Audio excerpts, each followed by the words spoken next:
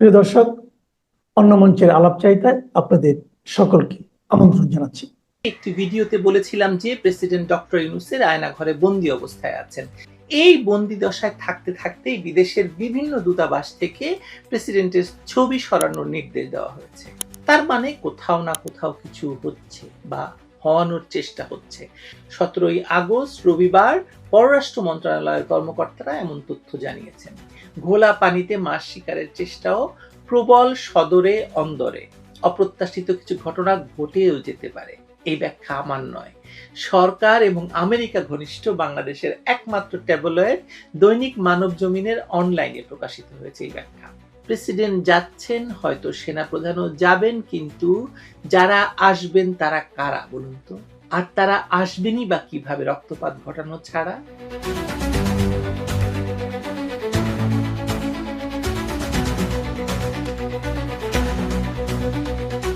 ছবি সরেছে, প্রেসিডেন্ট কবে সরছেন?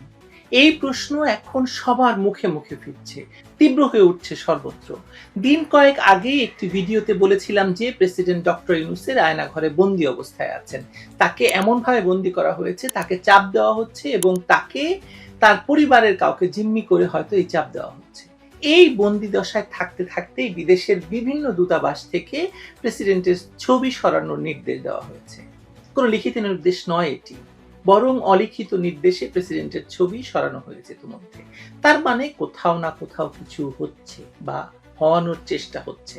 সংবাদ মাধ্যমের প্রকাশিত খবর বলছে বিদেশে বাংলাদেশের সকল কূটনৈতিক মিশন, কনসুলেট, কূটনীতিকদের অফিস এবং বাসভবন থেকে রাষ্ট্রপতি মোহাম্মদ শাহাবুদ্দিনের ছবি অপসারণ করতে আনুষ্ঠানিকভাবে লিখিত কোনো নির্দেশনা না দিলেও গেল কয়েক মাস ধরে জিরো পোর্ট্রেট নীতি বা কোনো ছবি না রাখার সিদ্ধান্ত অনুসরণ করা হচ্ছে। 17ই আগস্ট রবিবার পররাষ্ট্র মন্ত্রণালয়ের কর্মকর্তারা এমন তথ্য জানিয়েছেন। বিদেশে অবস্থানরত এক জ্যেষ্ঠ কূটনীতিক নাম প্রকাশ না করার শর্তে জানিয়েছেন, মানে ইউএনবি কে জানিয়েছেন, আমি জানি দেশ থেকে সরকারিভাবে লিখিত কোনো নির্দেশনা ছিল না, তবে ইঙ্গিতটা বোঝা দরকার আছে। তিনি বলেন, এ বিষয়ে দুটি দিক রয়েছে। 5ই আগস্টের পর প্রধানমন্ত্রী শেখ হাসিনার ছবি সরানো হয়েছিল। এরপর পররাষ্ট্র মন্ত্রণালয়ের উদ্যোগে মিশন প্রধানদের নিয়ে অনলাইনে একাধিক সভা অনুষ্ঠিত হয়। যখন আমরা দেখি মন্ত্রণালয়ে কোনো ছবি নেই, তখন সেটা একটা সংকেত দেয়। তাই রাষ্ট্রপতির ছবিও কয়েক মাস আগেই সরানো হয়েছিল। তিনি আরো জানান, তার ধারণা অধিকাংশ মিশন কয়েক মাস আগে থেকেই এই জিরো পোর্ট্রেট নীতি অনুসরণ করেছে। মানে ইউএনবির সঙ্গে কথা বলতে গিয়ে পররাষ্ট্র মন্ত্রণালয়ের আরেক জ্যেষ্ঠ কর্মকর্তা শুধু বললেন হ্যাঁ। ওদিকে বিদেশে বাংলাদেশের সব কূটনৈতিক মিশন, কনসুলেট, কূটনীতিকদের কার্যালয় এবং বাসভবন থেকে রাষ্ট্রপতির ছবি সরানোর নির্দেশের সঙ্গে নির্বাচনের কোনো সম্পর্ক নেই বলে জানিয়েছেন পরিবেশ উপদেষ্টা সৈয়দা রিজওয়ানা হাসান। এই একই দিনে সচিবালয়ের সাংবাদিকদের এক প্রশ্নের জবাবে উপদেষ্টা কথা জানান, সব দূতাবাস থেকে রাষ্ট্রপতির ছবি সরানোর জন্য মৌখিকভাবে নির্দেশনা দেওয়া হয়েছে বলে বিভিন্ন গণমাধ্যমে সংবাদ প্রকাশিত হয়েছে। নির্বাচনের আগে সরকার এ বিষয়ে কি বার্তা দিচ্ছে জানতে চাইলে রিজওয়ানা হাসান বলেন, আমি আদৌ কোনো বার্তা দেয় কিনা আমি জানি না। আমিও আপনার মতো শুনেছি এবং পত্রিকায় পড়েছি। আমি যেহেতু বিদেশি দূতাবাসে কাজ করি না, তাই আমি বলতে পারছি না প্রেক্ষিতটা কি।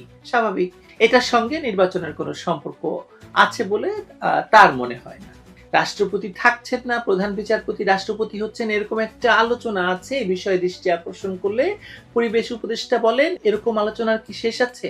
কত আলোচনা শুনেছিলাম। জুনের মধ্যেও নির্বাচন হবে না, এই মাসের মধ্যে নির্বাচন হবে।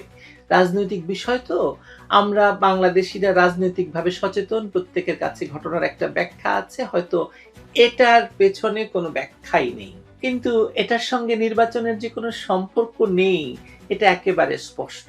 একটা ছবির সঙ্গে নির্বাচনের কোনো সম্পর্ক থাকতে পারে না। হঠাৎ করে পরিবেশ উপদেষ্টা রাষ্ট্রপতি এবং নির্বাচনকে কেন জড়ালেন সে প্রশ্ন তুলে যদি এগুতে থাকি, তাহলে বুঝতে অসুবিধা হয় না যে এসব সবকিছুই এক সূত্রে গাঁথা। প্রেসিডেন্টকে সরানো, সেনাপ্রধানকে সরানো, এসব তো শুরু থেকেই এনসিপি বা নাপা গুন্ডাদের দাবি ছিল। তারা সেটি এখনো করে উঠতে পারেনি এবং অবস্থা দৃষ্টে মনে হচ্ছে যে ডক্টর ইউনূস বিএনপির দাবি অনুযায়ী যত দ্রুত সম্ভব একটি নির্বাচন দিতে বাধ্য হবেন। সেটা ঠেকানোর জন্য যতগুলো পথ আছে তার মধ্যে প্রেসিডেন্টকে সরিয়ে, সেনাপ্রধানকে সরিয়ে রাষ্ট্রের দায়িত্ব আরেক দল মানুষের হাতে তুলে দেওয়ার বিকল্প কিছু আর আছে কিনা তা নিয়ে আলোচনা হতে পারে। কিন্তু অবস্থা দৃষ্টে মনে হচ্ছে মার্কিন চার্জ দ্য অ্যাফেয়ার্সের সঙ্গে বৈঠকের পর নাপা গুন্ডাদের সেরকমই নির্দেশনা দেওয়া হয়েছে এবং সরকারও সে পথেই হাঁটছে। আপাতত সরকারি অফিস এবং বিদেশস্থ বাংলাদেশ মিশনে কোনো ছবি থাকবে না। প্রেসিডেন্ট শাহাবুদ্দিনের ছবি নামানো প্রায় সমাপ্ত হয়েছে। বলা হচ্ছে সরকার প্রধানের ছবি যেখানে নেই সেখানে প্রেসিডেন্টের ছবি থাকার দরকার কি। তবে কোনো লিখিত আদেশ নয়, টেলিফোনে বলা হচ্ছে ছবি নামিয়ে ফেলতে। সর্বশেষ 15ই আগস্ট লন্ডনস্থ বাংলাদেশ হাইকমিশন থেকে প্রেসিডেন্টের ছবি নামানো হয়েছে। অনেক পর্যবেক্ষক অবশ্য বিষয়টিকে ভিন্নভাবে দেখছেন। তারা বলছেন 1 বছর তো গেল, এ সময় এই ছবি নামানোর ব্যাপারে সিদ্ধান্ত নেওয়া হয়নি কেন? দায়িত্বশীল সূত্রগুলো বলছে প্রেসিডেন্ট চেক আপের জন্য বিদেশ যাওয়ার পরিকল্পনা করছিলেন, প্রস্তুতিও সম্পন্ন হয়েছিল, মাঝখানে বাদ সাধা হয়েছে। বলা হয়েছে এই মুহূর্তে বিদেশে যাওয়ার পরিকল্পনা না করাই ভালো। প্রেসিডেন্ট বিদেশ চলে গেলে দেশ এক সাংবিধানিক সংকটে পড়বে। আমি বলেছিলাম প্রেসিডেন্ট বন্দী, তার প্রমাণ দিচ্ছি। তার অবর্তমানে দায়িত্ব নেওয়ার কথা স্পিকারের, কিন্তু স্পিকার পদত্যাগ করে বসে আছেন নিরাপদ অঞ্চলে, ডেপুটি স্পিকার জেলখানায়। এই অবস্থায় কাকে দেওয়া হবে দায়িত্ব? রেফারেন্সের মাধ্যমে প্রধান বিচারপতি দায়িত্ব পেতে পারেন, সেটাও লম্বা প্রক্রিয়া। এসব কারণেই সম্ভবত প্রেসিডেন্ট শাহাবুদ্দিনকে বিদেশে যেতে দেওয়া হয়নি এবং ছবিও নামছে এই ধারাবাহিকতায়। এর মধ্যে অনেকে ষড়যন্ত্র তত্ত্ব নিয়ে ঘাটাঘাটি করছেন। পরিস্থিতি এখানে শেষ নয়, সরকারি মহলে এ নিয়ে দৌড়ঝাঁপ চলছে। অভ্যুত্থানের নায়করা বরাবরই প্রেসিডেন্ট শাহাবুদ্দিনকে অপসারণের পক্ষে মত দিয়ে আসছেন, এমনকি 2-1 বার তারা বঙ্গভবন ঘেরাওয়ের কর্মসূচি দেন। নানাভাবে চাপ সৃষ্টি করা হয়েছে, কিন্তু বিএনপি সহ বিভিন্ন রাজনৈতিক দলের অনড় অবস্থানের কারণে তাদের সে প্রচেষ্টা সফল হয়নি। নির্বাচনকে সামনে রেখে এ ধরনের পরিস্থিতি রাজনীতিকে জটিল করে তুলবে। ঘোলা পানিতে মাছ শিকারের চেষ্টাও প্রবল সদরে অন্দরে। অপ্রত্যাশিত কিছু ঘটনা ঘটেও যেতে পারে, এই ব্যাখ্যা আমার নয়। সরকার এবং আমেরিকা ঘনিষ্ঠ বাংলাদেশের একমাত্র ট্যাবলয়েড দৈনিক মানব জমিনের অনলাইনে প্রকাশিত হয়েছে এই ব্যাখ্যা। অপ্রত্যাশিত আর কি ঘটতে পারে দেশে বলেন তো? বিগত আগস্টে ক্ষমতা দখলের পর যা ঘটেছে সবই তো অপ্রত্যাশিত, তাই নয় কি? একটি সুষ্ঠু স্বাভাবিক রাষ্ট্রে এসব ঘটার তো কথা নয়। তবে আমি দেখতে পাচ্ছি যে অপ্রত্যাশিত এবারকার ঘটনায় আগের চেয়েও বেশি রক্তপাত ঘটতে যাচ্ছে।